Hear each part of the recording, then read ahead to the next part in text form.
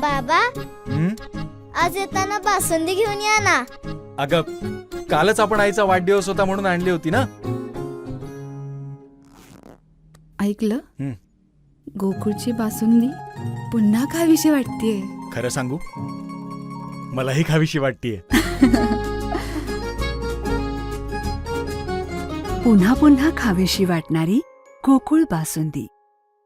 घोडेमुखाच्या जत्रोत्सवासाठी भाविकांनी दर्शनाला सकाळपासूनच गर्दी केली आहे. या निमित्तानं रस्त्याच्या कडेला दुकानंही थाटण्यात आलीत. रस्त्याच्या दुतर्फा ही दुकानं लागल्यानं परिसर गजबजलाय. यात खाज्यांपासून कोंबड्यांपर्यंत विक्री सुरू आहे.